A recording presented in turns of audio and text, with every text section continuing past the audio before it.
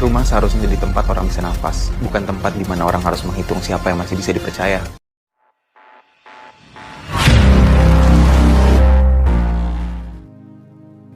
Axel yang baru aja pulih dari overdosis obat penenang terus seharian ya menyelidikin siapa pelaku yang telah mencampurkan obat itu ke dalam makanannya. Selain itu, karena masih trauma dan sulit percaya pada siapapun, terutama keluarganya, maka Axel memerintahkan koki tua untuk membeli makanan dari restoran luar. Bahkan Axel nggak mau pakai sendok, piring, gelas di rumah itu.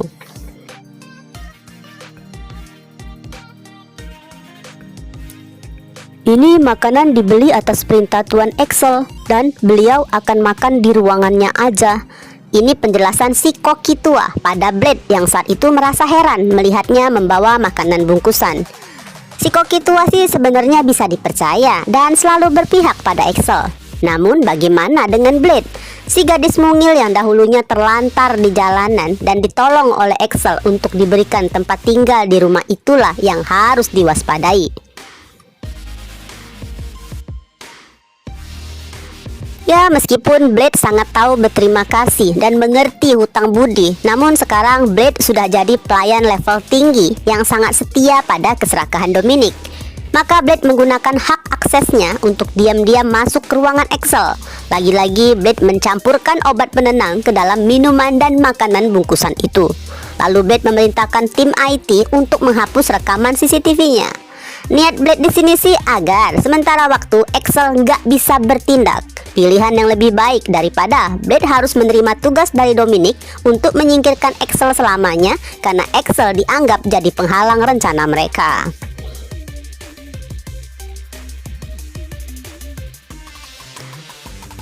Sore itu Axel masih berada di depan ruangan Oma Dominic menunggu Tante Cassandra keluar dari sana karena Axel merasa sudah waktunya untuk menceritakan semua tentang penyelidikannya yang berkaitan dengan keberadaan Arya Mohan. Namun penantian Axel masih akan butuh waktu yang cukup panjang karena Oma Dominic dan Tante Cassandra sama-sama sedang bermain drama seolah mereka saling gak mengerti apa yang difikirkan masing-masing. Kenapa Ares gak pulang bersama kamu, Cassandra? Tanya Dominic seolah gak paham kenapa Ares membiarkan istrinya pulang sendirian. Pastinya di benak Cassandra sangat paham ya, padahal atas perintah Oma Dominic lah yang terus memberikan kesibukan tanpa henti agar Ares gak punya waktu menemani Cassandra, apalagi sampai ikut memikirkan kemungkinan putra mereka masih hidup. Namun Cassandra pun berlagak bodoh, seolah sedikit mengeluh atas kesibukan suaminya. Ya, walaupun tahu jawaban yang didapatkan sebuah nasihat dari Dominic agar Cassandra sebagai istri seorang Elferic harusnya paham pada kesibukan suami. Ya, terus buat apa nanya kalau semua dalam kendali lo, dasar penyihir tua. Kayaknya kalau Cassandra barbar bisa kali ya langsung ngomong gitu ke mertua tiri yang sangat licik tersebut.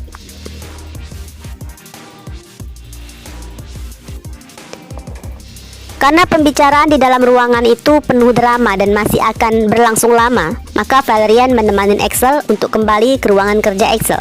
Ya, agar Axel bisa sekalian lanjut istirahat. Termasuk Axel pun mulai menyantap makanan bungkusannya. Kamu makan duluan? Sendirian? Gak bareng keluarga di meja makan? Terus kamu juga beli makan di luar? Oma akan marah kalau tahu hal ini, Axel. Kamu benar-benar seperti papa kamu. Kamu begitu nekat dan membangkang.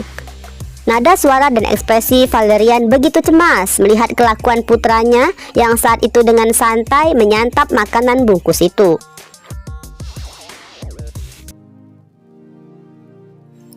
Apa menjadi mirip dengan papa sebagai kalimat pujian atau sindiran? Aku cuma mau realistis, mah. Pelaku masih belum ditemukan. Jadi biarkan aku makan sesuatu yang lebih jelas daripada sesuatu yang gak jelas. Karena aku gak tahu siapa yang bisa kupercaya di rumah ini. Ini jawaban Axel guys, dengan sangat yakin dan tenang sembari terus menyuapkan makanan itu ke mulutnya. Sayangnya nggak pakai lama, tangan Axel mulai kembali kejang, jantungnya berdebar kencang, kepalanya pun mulai pusing dan pandangannya pun sangat buram.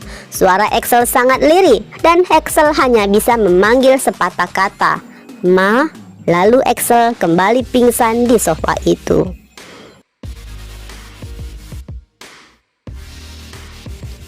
Valerian sangat syok karena Axel harus mengalami lagi kondisi yang sama, bahkan kali ini tepat di hadapannya.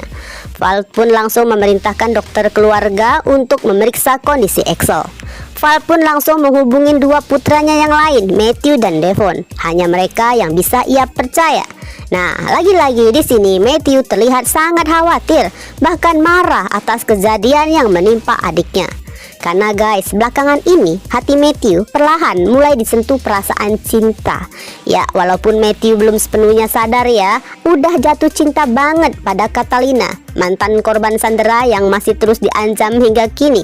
Yang jelas, perlahan rasa cinta itu membuka hati nurani kebaikan dan kesadaran untuk nggak terlalu serakah.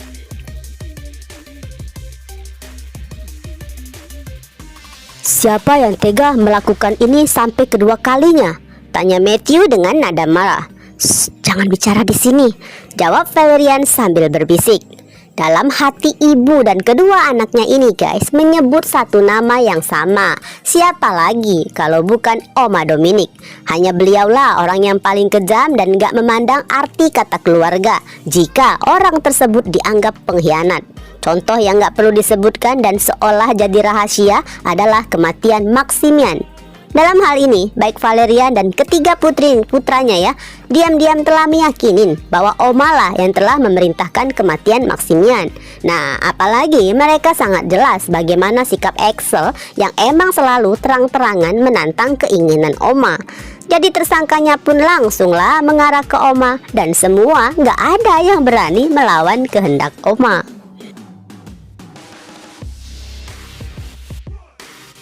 Namun kejadian ini makin ya membuat mata Matthew terbuka. Perlahan Matthew akan diam-diam memberontak guys. Matthew semakin capek dengan kehidupan yang penuh tekanan, ancaman dan gak ada kebahagiaan. Matthew telah merasakan iri hati pada kehidupan keluarga normal pada umumnya yang menghabiskan hari weekend kumpul bersama untuk bersenang-senang, nonton, makan, gosip, senda gurau. Bukan seperti kehidupan yang selama ini ia jalanin. Setiap kumpul keluarga hanya membahas intrik-lincik, harus begini, harus begitu, agar bisa sepenuhnya menguasai harta Alferic.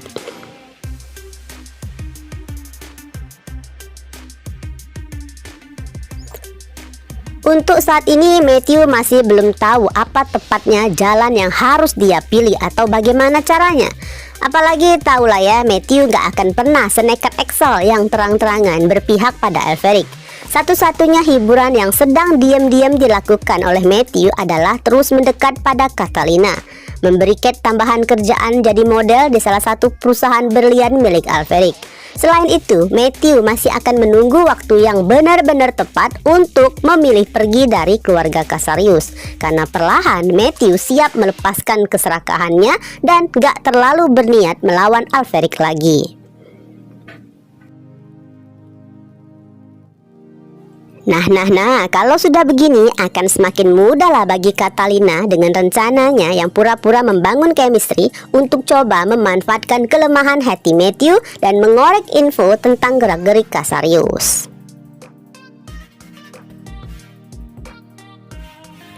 Lalu bagaimana dengan Devon? Sayangnya putra bungsu Valerian bukan hanya nggak terlalu khawatir pada kondisi Axel, bahkan Devon makin terpacu untuk membuktikan bahwa dirinya layak mendapatkan pujian dari Oma Dominic.